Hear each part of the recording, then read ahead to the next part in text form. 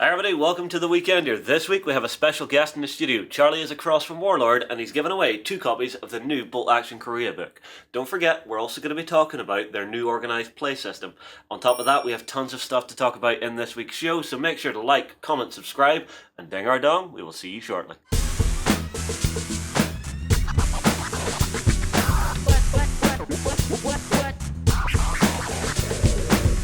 Good morning, everybody, and welcome to The Weekender. Myself and Jerry have returned from America. Hola. It was lovely.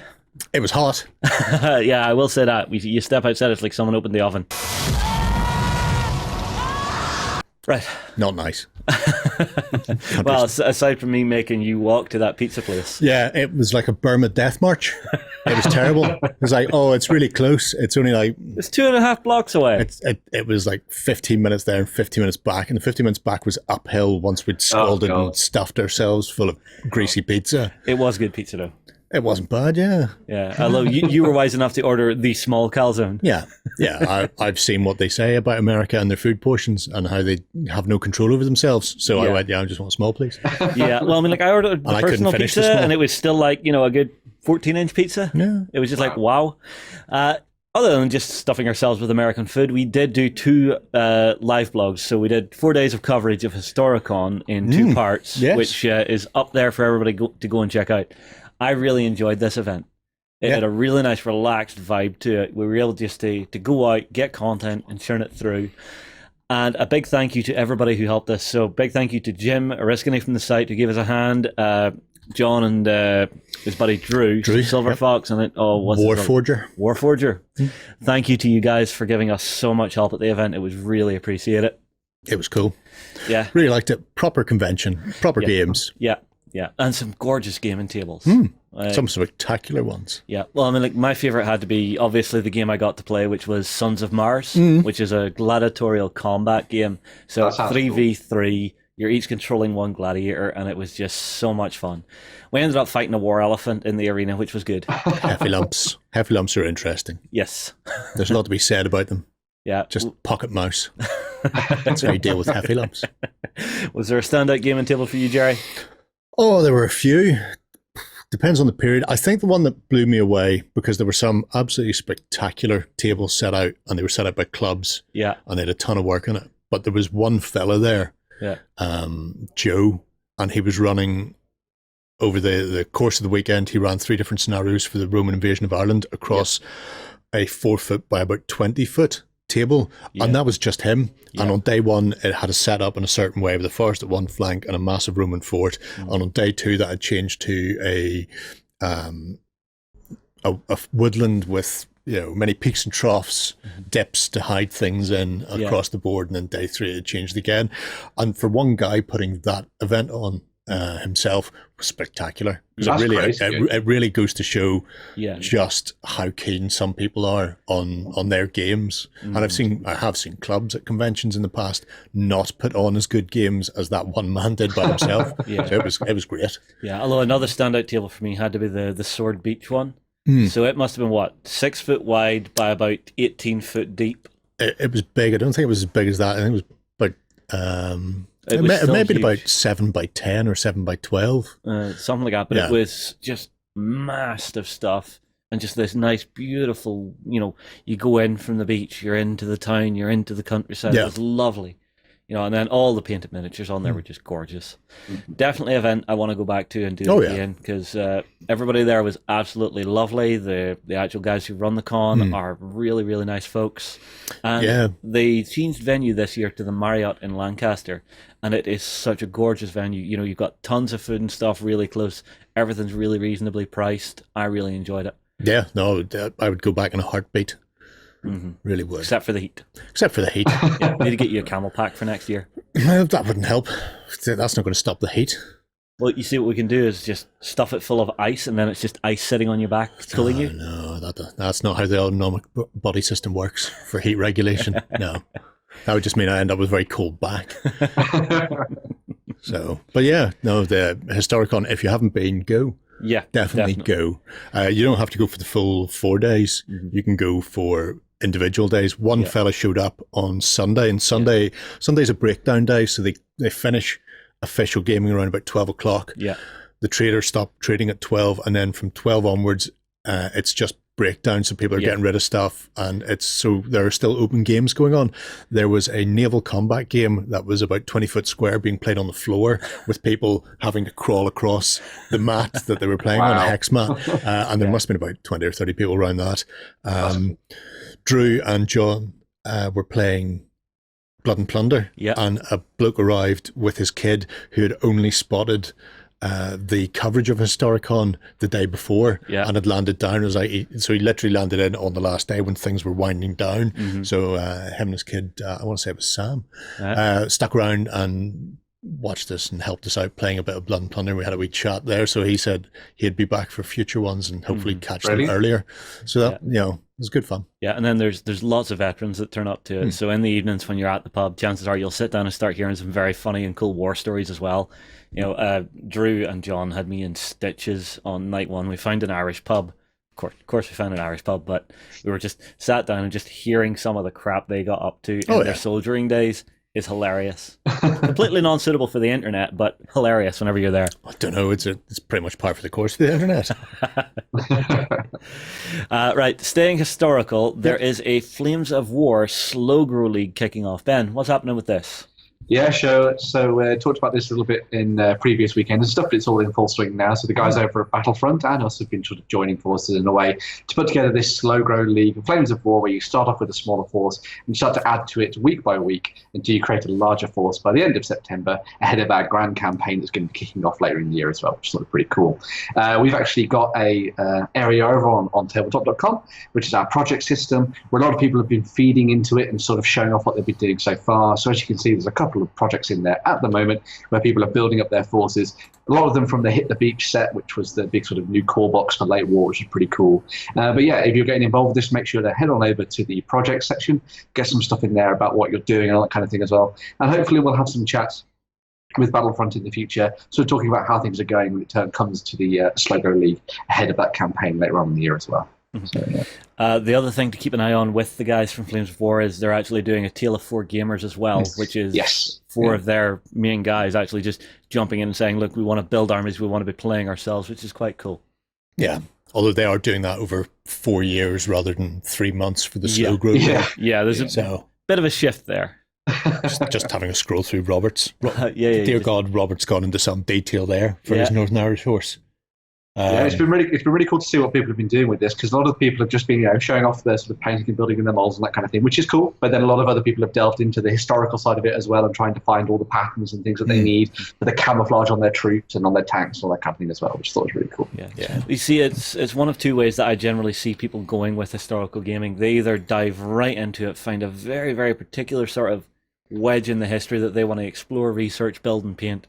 Or you've got someone like me who's more like film sim. They just want to do something a bit more Hollywood. Yes, these are my Germans. They are painted up. I know the colors are wrong. I know it's not historically accurate, but I just want to play the game and have fun. So it's nice that you have both of that happening in this. Yeah. So just those people out there that maybe don't know what a Slow Grow League is as well, it's very much focused around the idea of you starting off with something very small and slowly but surely growing it over a couple of months. So there's targets that you'll normally be asked to hit sort of every couple of weeks. Maybe it'll be to paint a particular unit. Maybe it'll be to paint a larger platoon or something like that. And you'll get points usually with your group and maybe with clubs and that kind of thing, where you're building up towards a certain thing based on the painting style and the games that you play as well like that. So it's all about telling a story, building a narrative, and a little bit of character force with a group of friends so that you can all sort of help each other out.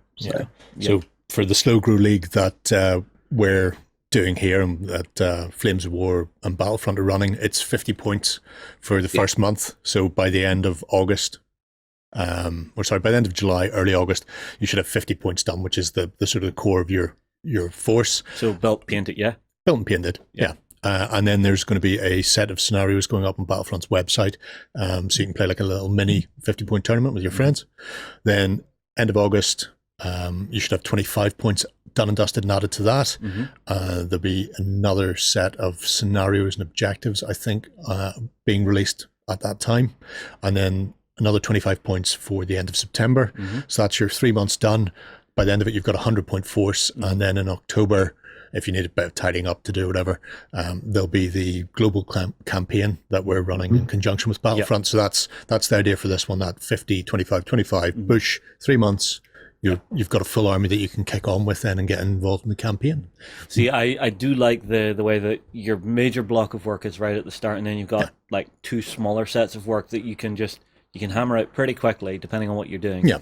And then you can maybe actually revisit the stuff you've already done to sort of tidy it up and bring it up to spec. Yeah. Well, some people had already started because they announced it in June, even though the official start wasn't until July. So because you had more to build and more to work on, it gave you 2 months rather than 1. For here, I'm doing the Studio Americans, and I've actually started on it, but I started on it before I went on holidays, and then when I came back from holidays, I unpacked my case, dumped it on the floor, filled it up with new stuff, and went immediately to America. So I've missed the first 2 weeks of July. But at the end of this week, I'll actually put my blog live on the project system, and you'll be able to follow on with what the Americans are going to be for the studio in there. Yeah, well, like you've been showing it off a little bit in the XLBS, which, if you don't know what it is, we do another show on the main site on a Sunday, which is basically us just sitting having a nice relaxed chinwag about what we're up to in the hobby. Yeah. Speaking of hobby, the 40K hobby weekend is fast approaching. So, good news for everybody who has bought digital tickets to the event. The goodie bags and everything are being put together. So, everything that you should get with your digital ticket should be in the post and winging its way towards you. And hopefully should all be there sitting waiting for you for the weekend. Some people may already have received notification that it's in the post. These people are far away. So I think the Australians and Americans stuff has been sent out so that you have a fighting chance of receiving it before, whatever. I'm assuming most of it's just attached to a kangaroo or a wallaby and then just set loose in the ocean. And they make their way south like homing pigeons. I have no idea how the Australian Postal Service works. I do know that they don't like resin models. They generally dance on them whenever they can find them. Really? Yeah. Oh yeah. They're not friendly people. Yeah. On top of that, we are building 3 apocalypse tables for the event. So big shout out to the guys at Archon who have sent us a metric ton of their plastic terrain. And we have been furiously clipping the bits off the sprues, filing, cutting them down with blades, tidying them up, and getting the build underway. So stay tuned because there will be vlogs going out of the actual table builds. This is basically what we always love to do. We love big, epic gaming tables. Even though the focus is meant to be hobby, we know some people are going to get done really quickly and they're going to want to start playing with the new toys. Yeah, some people are bringing 3,000 point armies with them to face plant all the new hobbyists and ruin their weekend. Good team. I'm actually attending this one and I'm going guard. Yep. So I am very tempted. Do I buy a Bane Blade at the weekend just to have something extra? Because I've been working away on what I want to do with the color scheme and stuff. I'll be showing it off tomorrow. Yeah. And I think I've came up with something that's super, super quick. So my hope is if I finish that up super, super quick, I'll maybe buy something extra to add to the force. Not something that's going to raffle stomp people. I'm kidding about the Bane Blade. But I might grab like an extra tank or a Valkyrie or a unit. A what? A couple of knights. Couple of knights. Oh, no. That wouldn't be fair. That would not be fair. Of course it wouldn't be fair. That's why I suspect that you're going to go for a couple of knights. I've already got one. 2 knights holding Bane Blades under their arms, using a Bane Blade like a pistol. It's like Voltron. Yeah, exactly like Voltron. I think at the very least I would need a Warhound for that, and I doubt if anyone's going to bring a Warhound Titan to the event. Never say never. How cool would that look in those tables once they're done? It's 3,000 points of NIDS, by the the way, if memory serves, that somebody's bringing with them. Someone's bringing 3,000 points of NIDS. Yep. Wow. Who are you, you horrible, horrible person? Oh, is it you? It's not me. NIDS. It's just like you turn to the camera and raise the eyebrows going, heh heh. Yeah, I'm just amused that somebody's bringing 3,000 points in NIDS. It'll either be like 6 big creatures with all the points or several suitcases worth of tiny gribbly things. Yeah, I will say the big apocalypse detachments have been going insanely well in the store. Yeah. The amount you're getting in some of those is ridiculous. The hardest one to lay your hands on now is apparently the Guard and the Imperial Knights one. Right. Just because of how good the deal is on them. Well, that's it's just good. Mind-boggling. Yeah, I remember whenever they came in, I think we got like 14 boxes worth of stuff, and we're just like, pack. It's all gone. Yeah. Well, what I cannot crush with words, I will crush with the guns of the Imperial Guard. Yeah. As Solar Macarius said. Well, it is one thing I'm considering for the Force. I may go Vostrian and start running units of conscripts. Right. That'd be interesting. Well, it's 30 guys with 30-inch range las guns. They're still las guns, but there's 30 of them. Yeah. Torches. Yeah. Maybe you can blind the occasional person. They'll fall off a cliff. Don't shine your torch at me, guardsman. I am still determined to call them the Imperial Guard, though. I will not name them as the Astra Militare. No. You're in the Guard, son. Yeah. Right. Other than that, we have Charlie in from Warlord for a bit of a chat about their new Organised play system. You're in on this one, Jerry? I am in on this one. All right. Well, I'll tell you what. We'll take a quick swipe. I'll be out, and we'll get Charlie and Warren in. So I am joined by Charlie. High five, Charlie! Yes! So we're going to be talking about the Organised play. Yes. This is a new... How do we put this? This is kind of like a new thing that you guys in Warlord are doing, where you're going to be directly kind of reaching out and supporting the community. Indeed. With various kind of organised play options that they can kind of get involved in. Indeed, yes. The first one is Korea. Yeah. We have an event coming to support it. So stay tuned. October 5th, go check your diaries. October 5th, stay tuned. I'm going to talk a bit more about it in a bit more detail, okay? So, the concept. The concept of organised plays is, you covered it perfectly in that first statement. Of course I did. It's us trying to reach out to the community and go, look, we want to support not just your hobby, but your actual playing and engagement of the games that we make. Obviously, the best place for us to start is Bolt Action, because it has a huge organised play community out there already. Guys that have been running events for years, some guys that have been running events year in, year out. Some events are up to their 5th, 6th, 7th renditions. So we're not saying you can't do that. We're saying here's a way for us to support you in doing that. So the first thing we're doing, as you mentioned, is Bolt Action Korea Organised Play Pack. So the pack's geared around a campaign book. So one thing, so Bolt Action is my passion hobby. Bolt Action is the reason I work for Warlord Games. I did the Games Workshop stuff from a kid. I grew up and then did historical games, and then Bolt Action fell into my lap, and I said, this is great, I love it. I just thought, right, and I pursued. I hounded Warlord for a couple of years, and then the guys kindly said, "Look, right, Charlie, we give in. We'll give you a job. Just just please burn the negative." Yes, yeah. So, but that kind of leads us to where so one of the things I love about Bolt Action is there's so many different ways to play Bolt Action. Yes, and not just in the scenarios that you can play in the armies that you field, but I see it in two different ways, and this is what we're trying to address with these organised play packs. Is campaign books are campaign books. They're not balanced because wars weren't balanced. They're not meant to be balanced. They're meant to represent the campaign that the book represents. So what we're doing is, the first thing we're starting with is a campaign pack designed to support the campaign that it's released alongside. So Bolt Action Korea campaign pack rewards players for playing games. So the event pack's designed for a one-day event where people come along and they play a number of games, they earn points, and they get a chance to win one of those beautiful medals that are up there. So there'll be 5 medals in the pack. These medals, okay?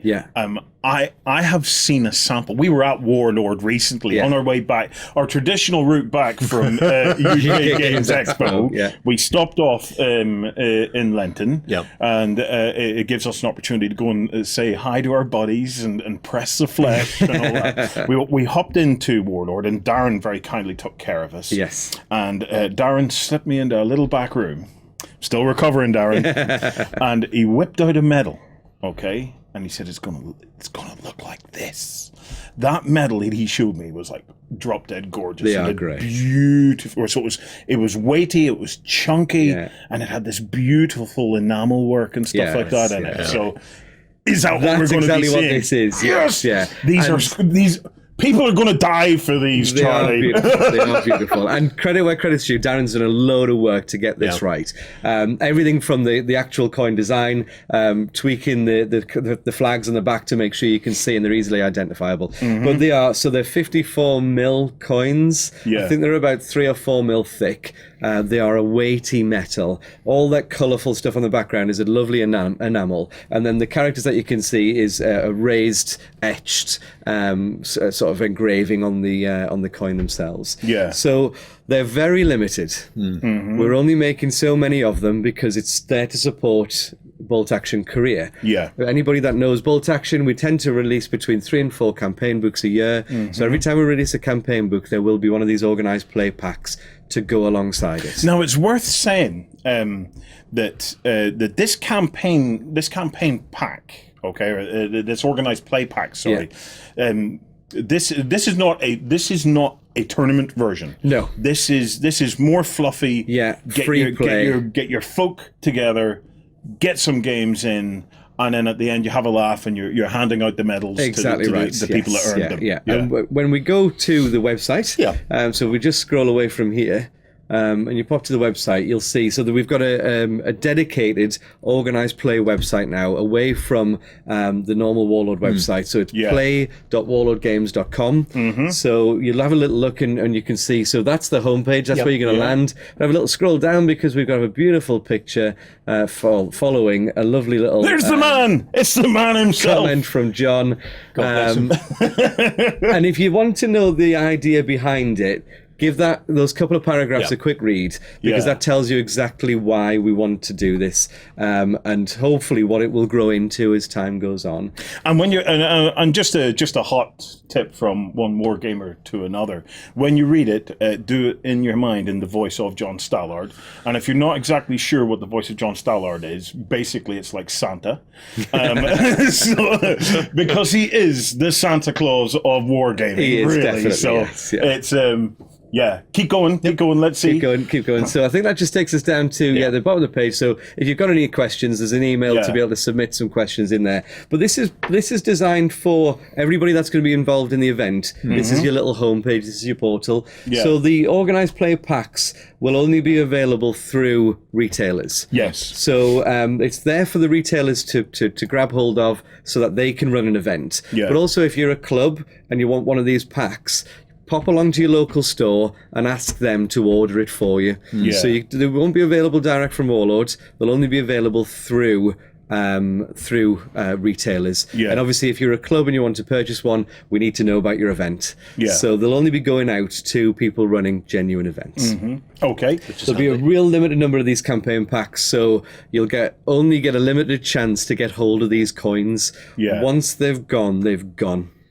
So those Korean coins will only be valid whilst through the launch of the Korean book, essentially, until the next book is released, and then we release the next pack. Okay.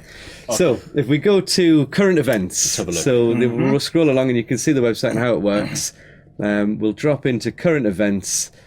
And we get so when we talk current events, this is talking about the current organised play packs that we have available. Yeah. So obviously we're starting with Korea. We've got a nice little video there just showing you what Korea's about, showing you some of the nice miniatures, and it brings you down to the Bolt Action Korea section. Mm-hmm. So that's the image that we had up before. And you can download the rules pack. The rules pack, which Jerry, don't spoil surprises yet. Yeah, Jerry. Don't spoil it, Jerry. If we go to the campaign pack, we'll just quickly cover what this looks like. So there you go. This is the event pack. Player expectations. So it goes through what you want your players to bring along.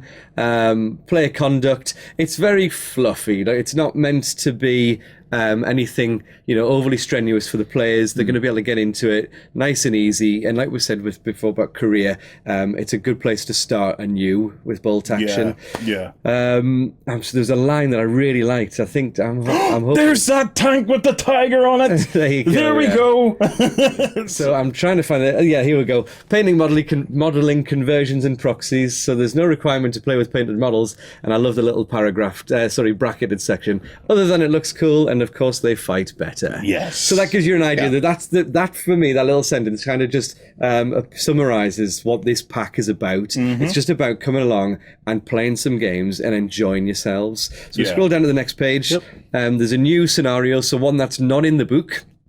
So scenarios only available in this campaign pack. So brand new scenario to play. So if people are playing that in the day, they might score some extra points and so on and so forth. So that's what you'd expect to see from a scenario: setup, deployment, special rules, victory conditions, and a nice little map showing you where you're deploying and stuff. The important bit is the last page, which is your sheet for the day. This is you're going to record your scores on this sheet. So this is how you go about winning those coins. So you play a name. So let's say Warren comes along with a Chinese army, and he plays 2 500-point games, so he scores 2 points. He plays a 750-point game, so there's another 2, so he's up to 4. You play a 1,000-point game, bang it up to 7 points. Let's say you win a couple of those, so there's another 6 points. And then let's say you don't. I really like that. This is nice and straightforward, isn't it? My favourite part, this part, which has been put in specifically for me. Oh, Fubar. Yes. Fubar 5 times over the day. 5 points for that one. Which if you Fubar 5 times? I should be able to do that in the first game. And so you go to the very bottom, you'll have a little total. So end event, total score. And if we just quickly snip back to the whole page for me, Jerry, with the actual prizes with the coins up. So if you've come along as a Chinese player and you've scored the most points, you'll win that Chinese coin, that China coin there. If you're the US player, you'll get the US coin. So whoever's scored the most points in the day gets the coin. So best nation, essentially. Indeed. Every player that attends gets 3 gold bolt action order dice. Golden dice. Only available in these campain packs. So those dice in these events, that's where you get the golden dice. They'll never be available anywhere else. Love it. And they'll only be available through that. And there's there's enough in the pack for all your players attending. So the pack's designed for 8 players, and then we will have some expansion packs so you can buy extra dice if there's more guys coming along to the event.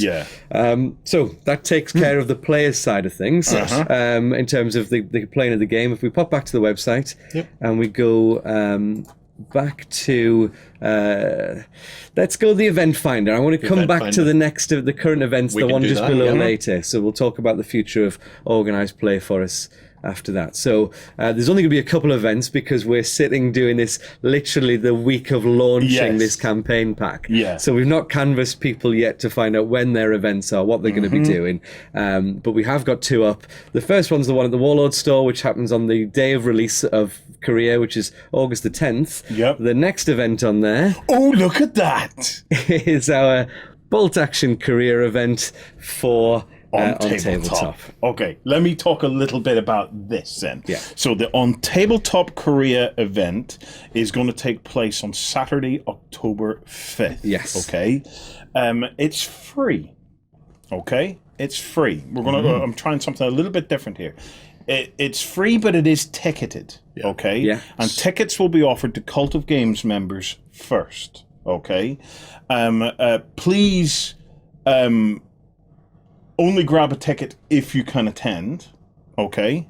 And if you can't attend, release the ticket like straight away so that somebody else, because when our tickets are charged, they sell out quickly. So so really think carefully before you snap one of these up. And what we're going to do is we're going to do a few things on the build up to this. So starting on starting on August 10th, maybe a little bit before it, we're going to run an online community challenge, okay, where if you want to start building up a Korea army, and taking some of your other stuff and adding some stuff to it, we're going to be running a kind of like a community challenge for Korea army building, okay, and we're going to give away some prizes for that. You can enter that wherever you are in the world, and it doesn't matter if you're attending this event or not. This is something for us as a community to have a stab at Korea and make Lloyd's little heart sing. Yeah, I think we can do that. So it might be a bit before August 10th. Stay tuned over the next couple of weekenders, and we will let you know. But we're going to start building up to that. We are using Korea as the opportunity for OnTableTop to bring bolt action into our fold in the store and stuff like that. So we're going to be doing our best to make sure that we have a full stock of all the Korea stuff that you're ever likely to need. So you pick it up wherever you want, but we'll have some of it as well. Okay. When it comes to the event. Well, go on. What do you? What do No, go on. You go on. You go on. When it comes to the event will take place on Saturday between 10 a.m. and 10 p.m. However, fantastic window. We will also be open on the Friday from 10 a.m. to 10 p.m. for practice games. So for practice games and Korea hobby. Okay, so if you want to come over, because I know that some of you guys might want to come in from afar. Okay, if you want to come in from afar, that's no problem. We're going to have hobby and practice games on the Friday, all very chillaxed.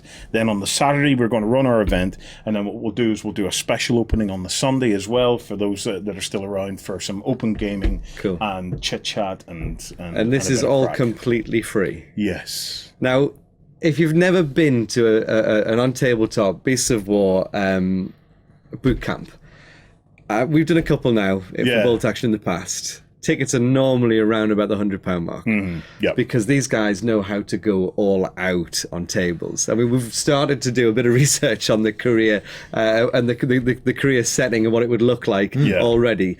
Lloyd's like bouncing off the walls with ideas. Right, we can do this, we can do that, we can have a mix of this, we can have ruined buildings here, and it's going to look great. So it's completely free. So if you're going to get involved, this is the one to do. Yes. Like I say, if you're going to commit to it, make sure you're going to turn up and come and do it. But yeah, I'm excited about it. I'm going to try and set some time aside. I'm not going to take a ticket, but I'll come along and I'll get involved as well. Happy days. It wouldn't be fair if I tried to win one of the prizes either. Well, we'll pay you that, yeah. So let's go. Jerry, can you want to click on that? Just because if you're a player and you're looking to come along to that event, all you do is you pick the event that you're going to go to, you click in there on it, and it should have all the information for that event in here for you. So you've got the details, so the date, 5th of October, time, that just needs a little edit because it's only got an end time, cost, what events, it's event categories, so events, Korea campaign book at the moment, all the websites that you might need to go to, the address of the venue, and there's even little Google Maps window there that you can actually see how to get there and all that sort of stuff. So all the event information's there, and if you wanted to, you've got your Google Calendar add and your iCalendar export. So if you want to stick it in your diary, you just click the button and you go straight there. I am super excited for this. It's going to be a lot of fun. It's going to be a lot of fun. Right? Do you want to spill the beans on what's coming then? I will do. Yeah, go on. So we go back to current events. Jerry, thank you. So we're talking about all the fluffy stuff. Yes. But you're not only about We're the not fluff. only doing that. And I mentioned before, I see bolt action. There's two real distinct ways for me to play bolt action. Yeah. There's one which is your campaign books. That's your stuff that's not balanced. It's your fluffy. It's your more sort of getting really into grips with history, reenacting it. Can you do it a bit differently to how it happened when it happened? And then there's the other side of the coin, which is your tournament play. So this is guys looking to create the best optimized armies they can get on the table. Bolt action always has that element of historical reference, and that's what I really like about bolt action. That's what I really like about the tournament scene for bolt action is you get the guys looking to create the best lists, but then they'll still theme that army around a regiment, a platoon, a particular theatre of war, etc. That's what season 1 tournament Blitzkrieg is going to be. So we're going to call it the Blitzkrieg. So season 1 is going to be called Blitzkrieg. The name might change as we go into season 2. It might go to Normandy or whatever. It just gives us a chance to theme the prizes for that that event. So this is going to be a structured tournament pack that tells you, so these lists are valid, these lists aren't valid. These are the 3 scenarios you're going to play in that tournament. These are the points limits that you should bring at. It's much more structured event designed to be a balanced tournament play game system for people to come along and play. So whether you're traveling far, whether you're coming from, whether it's your local tournament, you know exactly what you're coming along for. Because that pack will be available to download in advance of your event. So again, there'll be limited numbers of these. Well, the seasons, I think we're talking about the seasons running about 6 months to begin with. So season 1 might run from January to May and then start again up in June, or May, so January to June, and move on to the season July, 2. December, thereon. But that is very much looking at the tournament side of bolt action, which there is a huge community for bolt action tournament play. But because we've never sort of said, well, look, campaign books are meant to be played as campaigns. Yeah, they're narrative from start to finish. Yeah, the lists and the units in those books are meant to be dealt with in that little theatre of war. Yeah. And the army books and the core rule books, so the armies of United States, France and the Allies, Great Britain, so on and so forth, they're the ones that are designed to be played in a balanced way. Yeah. And what the tournament pack allows us to do, so let's say season 1 gets launched. We get through 6 months of season 1. There's loads of people had events. There's loads of people won coins for them. But it turns out there's a particular list that's come out that is stealing the meta. Well, when season 2 comes around, it gives us a chance in that tournament pack to go, actually, that list's now not valid for this season 2. Or maybe we tweak that list a little bit. So here's a little errata for that list when you're playing in this tournament season. So we're not changing the books. The books will stay as they are because people love the books. We love the books. There's nothing wrong with the way the books play for people that want to just pick up and play with their mates, run their own events, etc. But what we're saying is when you're playing in the tournament and with the tournament packs, this is what's valid. Because I think people have been crying out for this for a long time for bolt action now, looking for some structure and some support from Warlord to say, this is how it's designed, this is how it's meant to be played. Again, you've got the prize support up there, so we'll have a gold, silver and bronze coin. They will be unique to each season, so it'll have season 1 Blitzkrieg written on it. The design of the coin is probably going to be themed around that Blitzkrieg very early war Germany, advancing through Europe. So the design on the coins will be very similar to what you saw for Korea, but looking at, again, a particular sort of theatre, just to theme the season a little bit. The only chance you'll get to get these is through these tournaments. Again, only available through retailers. If clubs want to get them, they've got to go along to their local retailer and order it through there. When you've got your information for your event, we will pop it up online. And for any retailers watching, Charlie, just reach out to you guys at Warlord.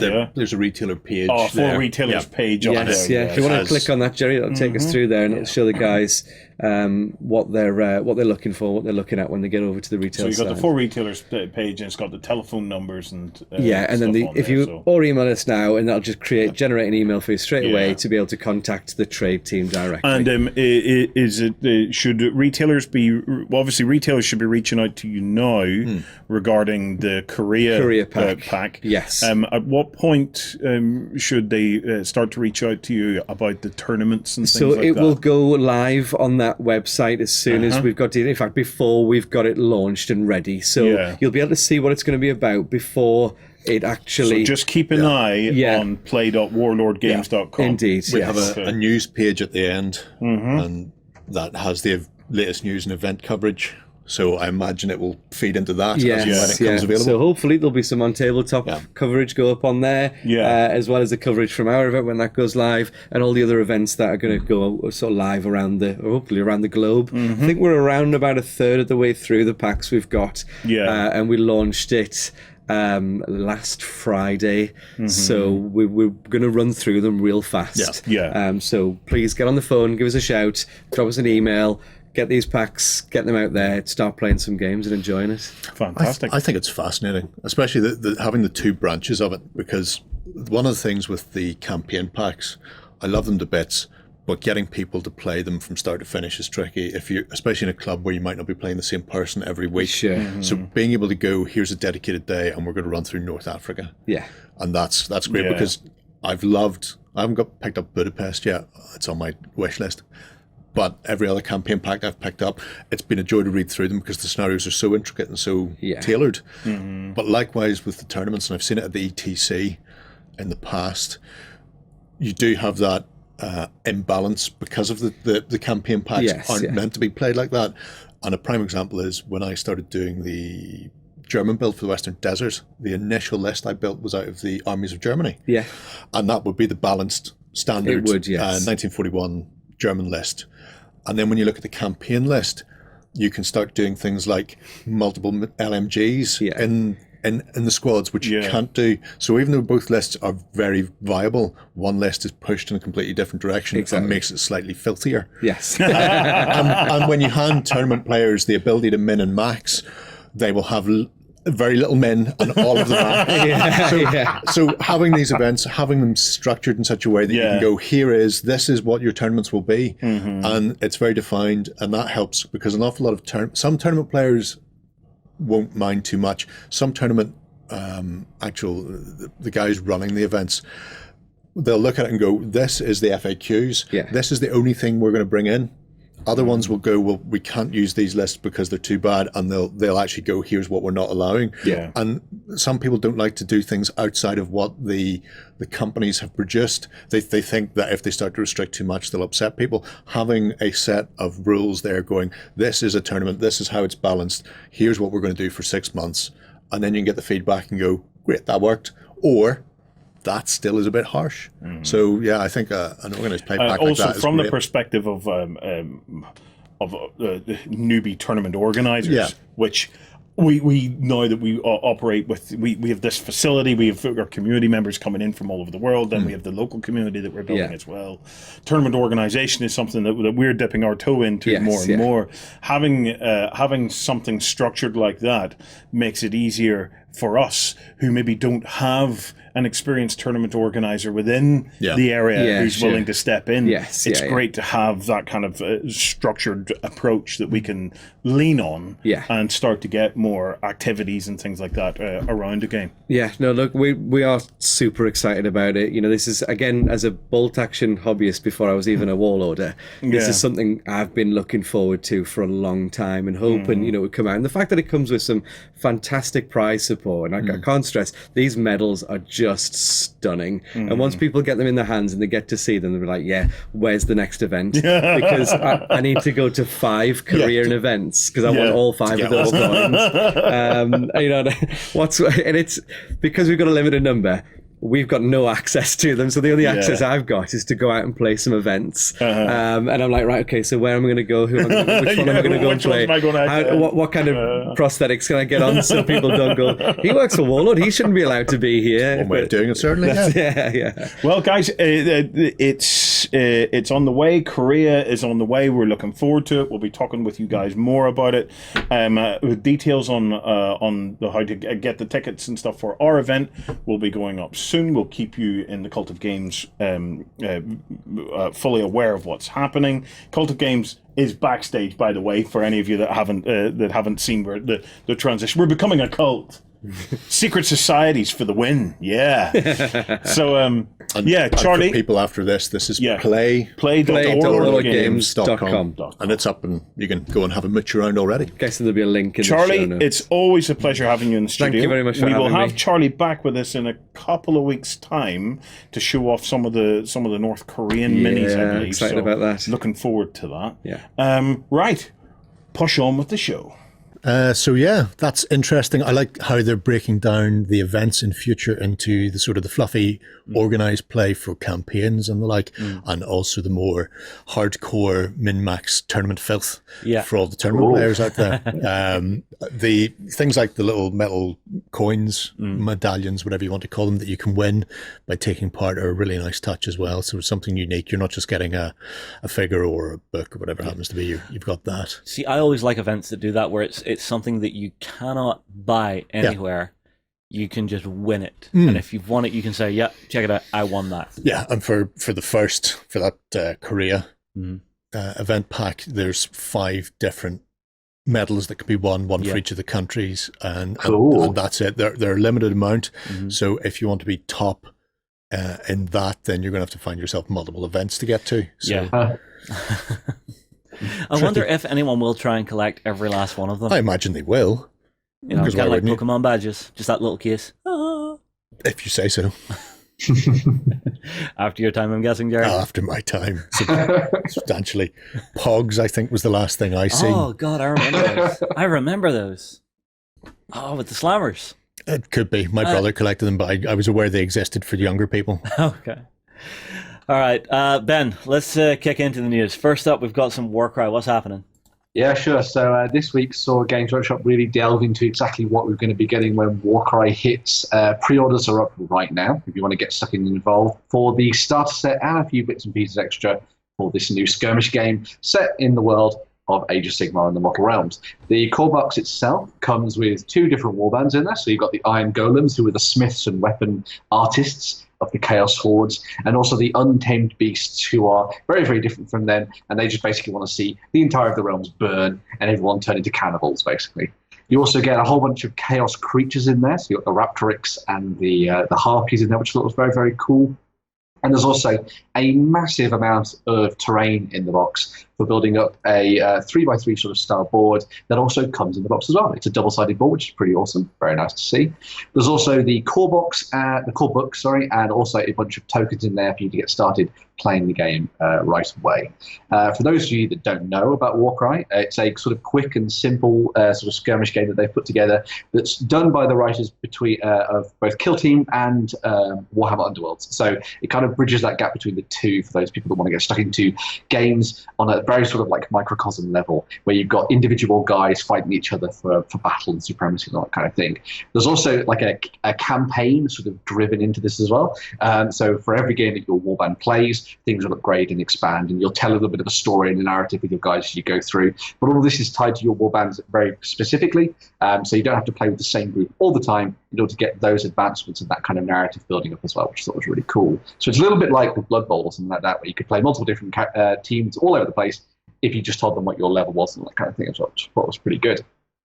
As well as the Chaos Warbands themselves and that core box, there's also some expansion stuff coming on the way. So you've got some new terrain, which is a lot of the refactored sort of graveyard stuff that they had for Warhammer Fantasy Battles. Mm-hmm. And there are card packs for a bunch of the other factions within the different Grand Alliances.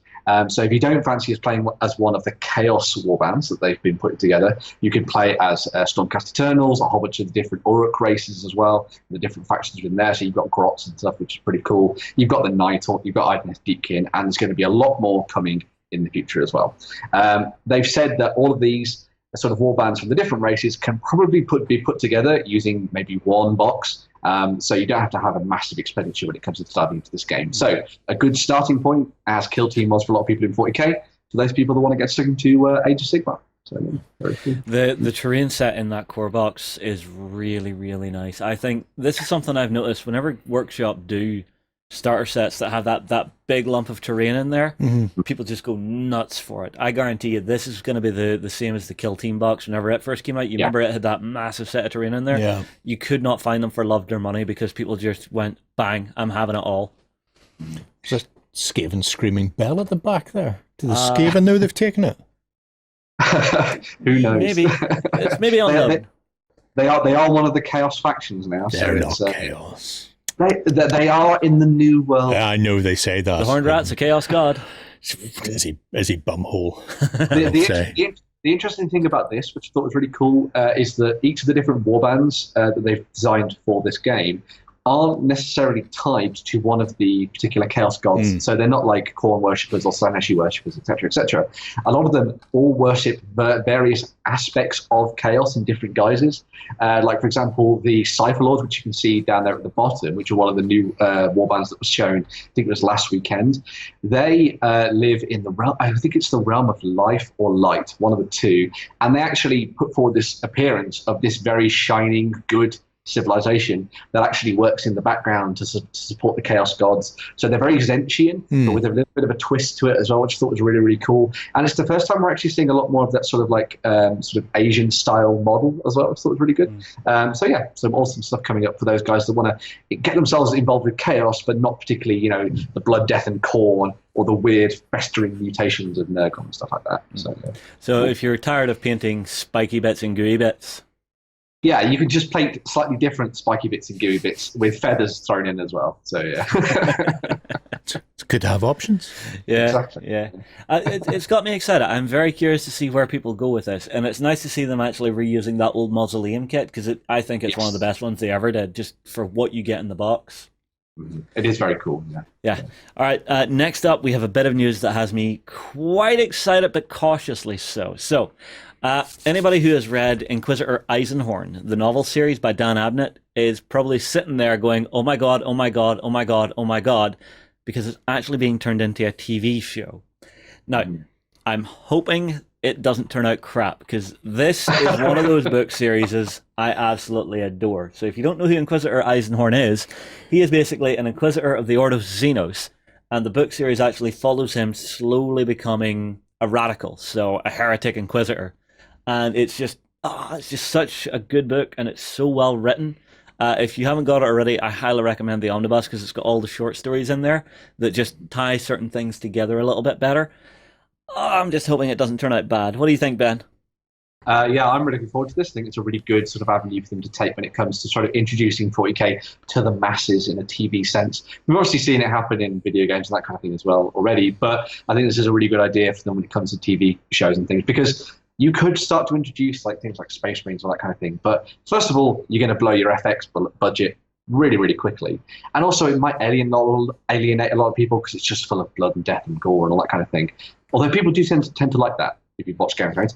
But I think that the intrigue and sort of the plot and all that kind of thing that will come through with Inquisitor Eisenhorn sounds like a really, really good idea for people sort of getting stuck into 40k for the first time, because you'll start to learn a lot more about the Imperium and the demons and all that kind of thing, and how that works, and the kind of dark greyness that it sort of exists within the world as well. So I think it'd be very, very cool to see.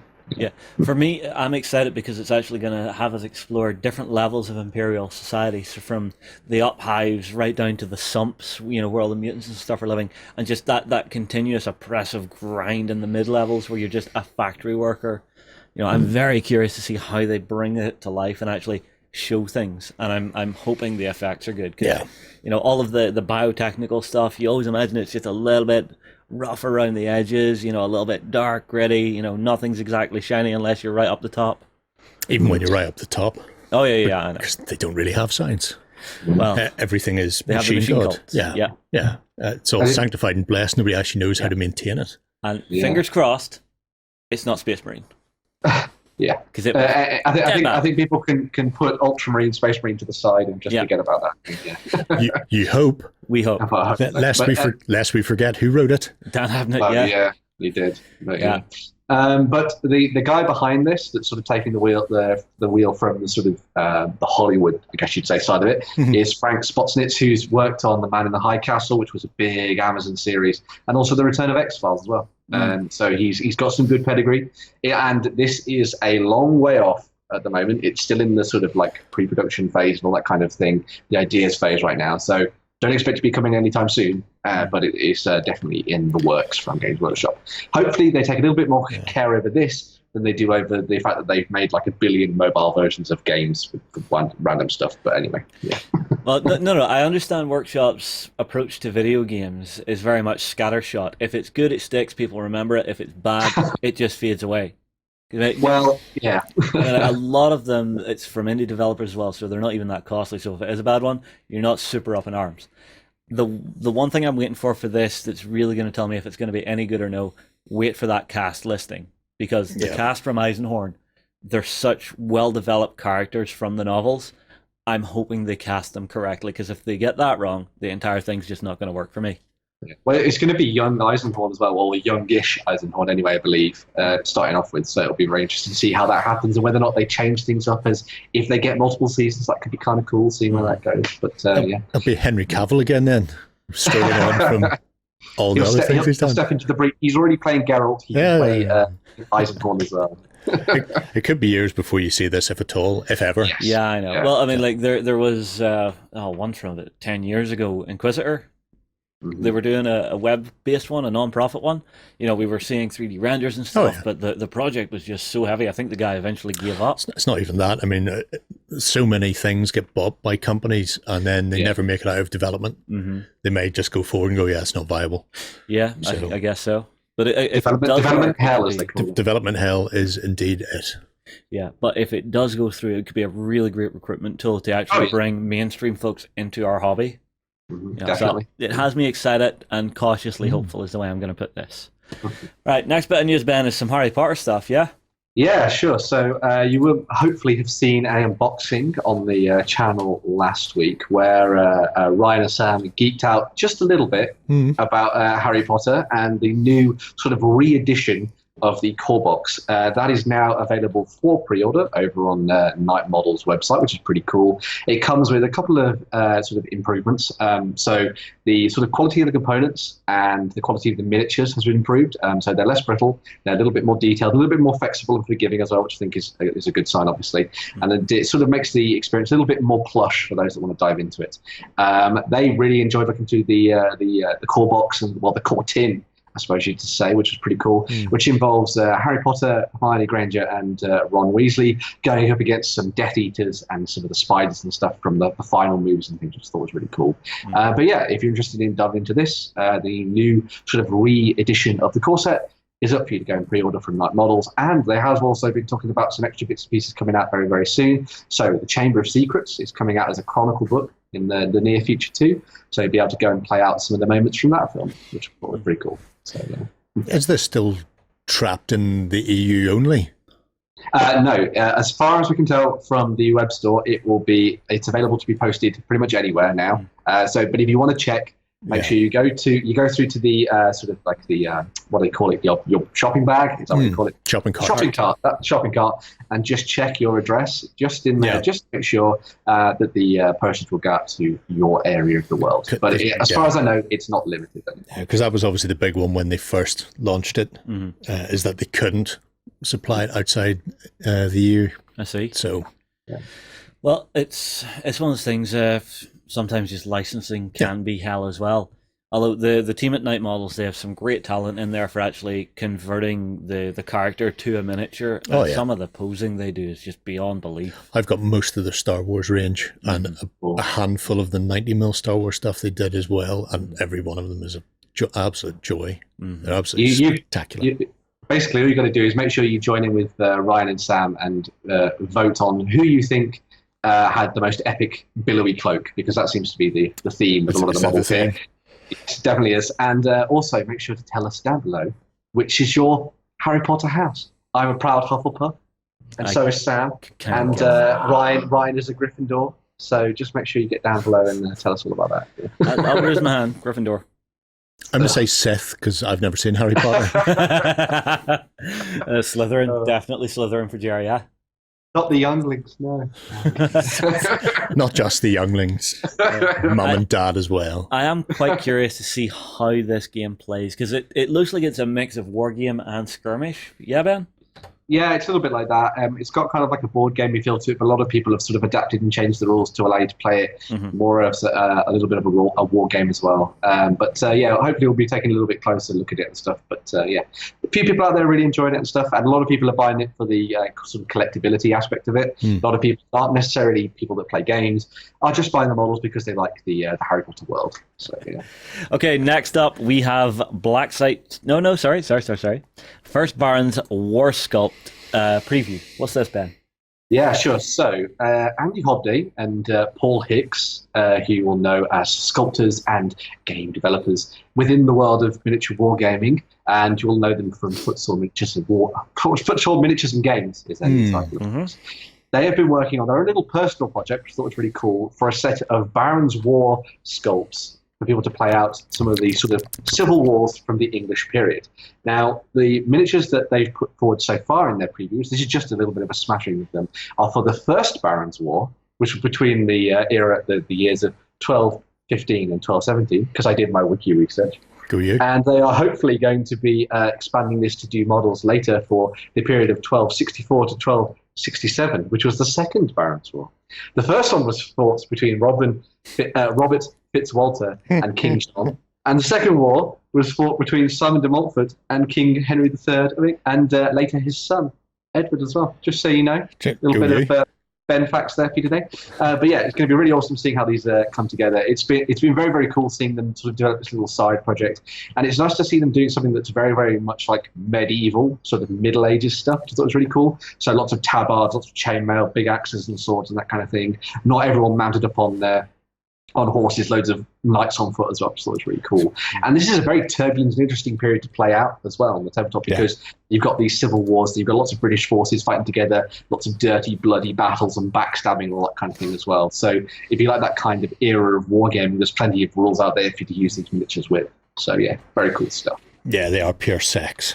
Yeah, these that is very much like traditional hand sculpted miniatures. Yeah, but that's Paul tiny Hicks. Imperfections. Yeah, there's no imperfections in those, son. That's played for and got, every one of them. Yeah. What you mean is they have character. They don't look soulless and joyless like CAD design stuff. Is that what you mean? There is a certain charm to these. I will say there's a certain charm to these. They're stunning. Yeah. They are absolutely some of the small details, just like tiny little rips or tears in the fabric, really, really help these along. And so many things you can use them for, from the First Barons' War onwards, because you've got the 13th century was a very profitable time for warring. Okay. Let's put it like that. You've got a couple of crusades. Oh, wonderful. There's the 4th Crusade, the 5th, the 6th, the 7th, the 8th, the 9th Crusade, the Children's Crusade, the Barons' Crusade.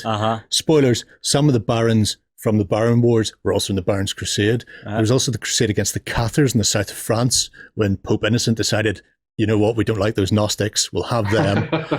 Scottish Wars, Welsh Wars, so your William Wallace, that sort of thing, some of these would fit right in there. Welsh Wars, they're also good.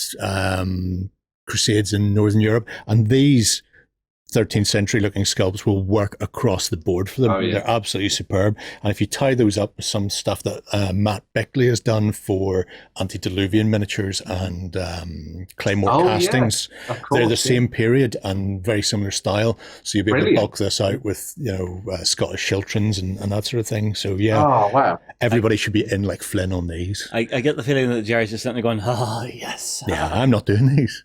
Can't make me. And Lloyd, you can't make me either. Leave me alone. We said we weren't going near this period until next year, and we said that before I seen these, and I'm holding you to that. These are not to come near me.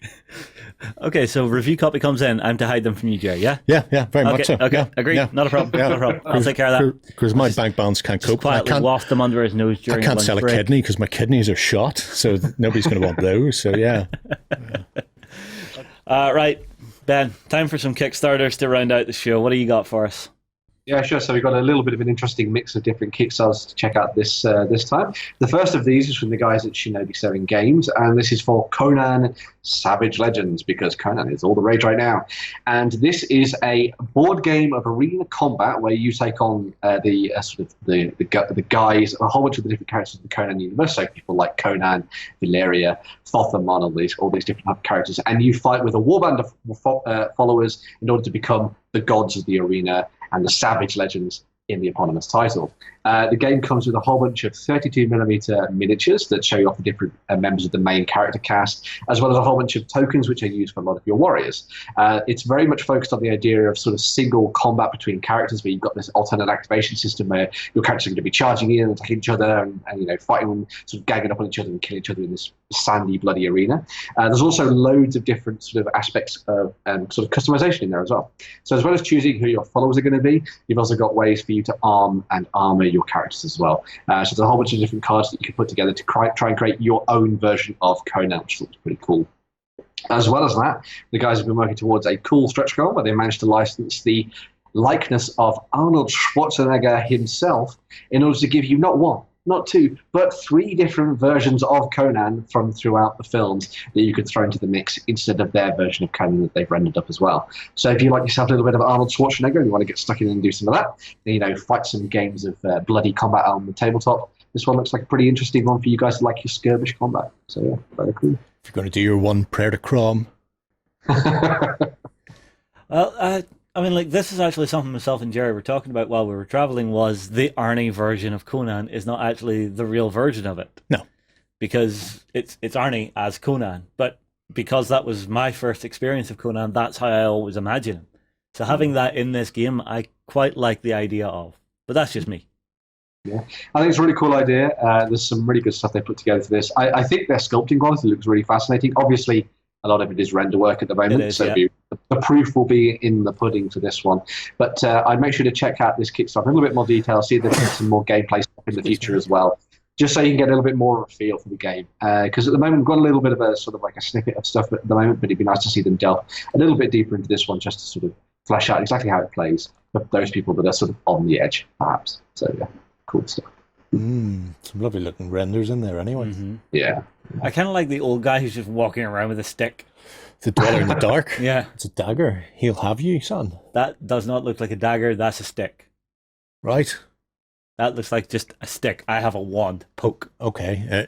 If you say so. I would like him poking me. You won't survive. I'm fairly sure it's probably a shiv of some kind. Yeah. Well, the crawler's nice as well. Yeah. Oh, it's very serpent people. Stay away from land sharks. Oh, Commander of the Black Legion. Yeah, they've got a ton of stuff going on there. Yeah. Makes me want to go back and reread Robert. Yeah, they've got a whole bunch of different stuff in there from all the different books and that kind of thing as well. So if you want to delve into some of this and see if your favourite short stories have popped up in some way, I'm sure Shinobi Sebin have looked at it in some detail. So yeah, there we go. Face of Nightmare. Get wow. Okay, that's a challenging sculpt. I hope they pull that one off nicely. Imagine they will. That'd be good to see Conan back on the table. Yeah. Yeah, that'd be cool. Yeah. Well, again, it's one of those things that it's a nice world to visit once in a while. Actually, either reading the books, watching the movies. You know, like I'm gonna say this: I'm not a huge fan of the remake they did, even though it was closer to what Conan was meant to be, because I had seen Arnie do it. You know, they could have called that movie anything else. I would have loved it, but because they called it Conan, it just I got away by not even knowing it existed until last week when they were talking about it. All right, wonderful. There's the Arnie sculpt. Oh yeah, hit that stretch goal, baby. Whoa, that is Arnie in his absolute prime. Well, obviously his absolute prime was Hercules in New York. You don't want Hercules to ride in your chariot? if you say so. He was dubbed in that film, so he was American. Oh dear. That's not a bad one with the sword and broken sword. Yeah, like that. All three of them. I like that one. Yeah. If the casting quality comes out good, I'll be really happy.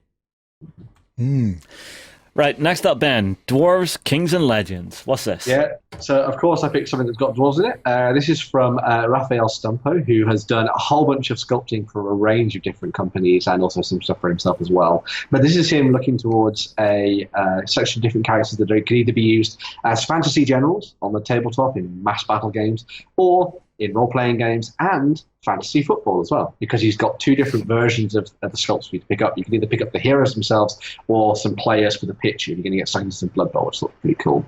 There's a whole range of them, as you can see here, that they've gone through. There's like lords, there's slayers, there's engineers, there's sorcerers, even though dwarves would never call themselves such. And you have a whole bunch of extra stuff as well for the fantasy football side of things as well, which I thought was really cool. This has obviously been going through, the stretch goals at a rate of knots, and there's unlocked, I think it's 4 more different characters for it as well. But if you like that style of heroic dwarf for the likes of One Fantasy Battles, for Ninth Age, and maybe even if you're building up a sort of force of Duardin for Age of Sigmar as well, there's some really cool figures in here if you go pick up at the same time. So if you like that aesthetic for dwarves, there's some really cool stuff here to go and check out.